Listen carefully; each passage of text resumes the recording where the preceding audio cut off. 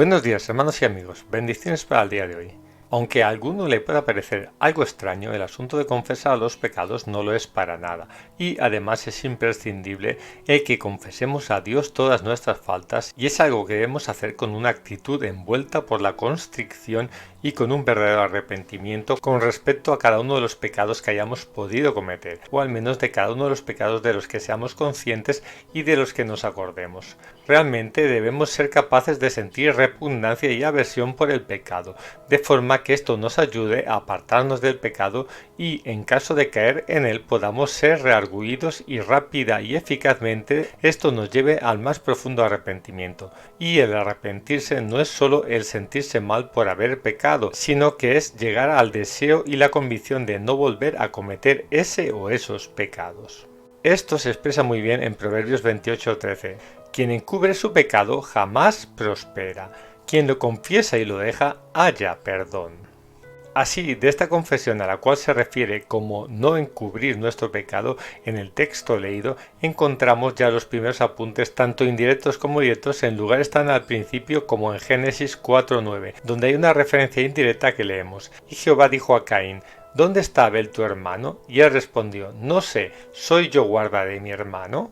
Aquí podemos apreciar cómo el Señor confronta a Caín, parece que buscando la confesión y la declaración de arrepentimiento por parte de Caín, pero este, en lugar de confesarlo, decide evadir la respuesta intentando ocultar su crimen. Obviamente aquí Caín no buscó el hallar el perdón ni tampoco lo recibió por su pecado, el cual fue asesinar a su hermano. Si continuamos algo más adelante, observamos cómo nuestro eterno Dios le enseña a Moisés la forma en cómo el pueblo de Israel podría expiar alguno de sus pecados, forma en la que nosotros podemos entender que fue una figura del futuro para entonces sacrificio de Jesucristo, sacrificio expiatorio por nosotros. Ahora veamos en qué consistía este acto descrito en Levítico 5:5, y será que cuando pecare en alguna de estas cosas confesará aquello en que pecó, y para su expiación traerá a Jehová por su pecado que ha cometido una hembra de los rebaños, una cordera o una cabra como ofrenda de expiación, y el sacerdote hará expiación por él de su pecado. Aquí apreciamos claramente el hecho de que el que cometió el pecado debía confesar y declarar dicha infracción y a la vez como acto de restitución debía entregar una cordera o una cabra que le representaba a él mismo, pues él al cometer el pecado debía morir por su pecado, pero para evitar la muerte de dicha persona se hacía una transmisión de ese pecado desde la persona al animalito. Así, esta transmisión del pecado a la cordera o cabra era una figura muy visual de cómo el animal debía morir por causa y en lugar de la persona, cargando así su pecado, como vemos en Levítico 4:32. Y si trajere cordero para su ofrenda por el pecado, hembra sin defecto traerá, y pondrá su mano sobre la cabeza de la expiación, y la degollará por expiación en el lugar donde se degüella el holocausto. Así observamos como cuando ponían su mano sobre la cabeza del animalito era un símbolo de transmisión del pecado, y como sabemos todos debíamos haber muerto por nuestros pecados.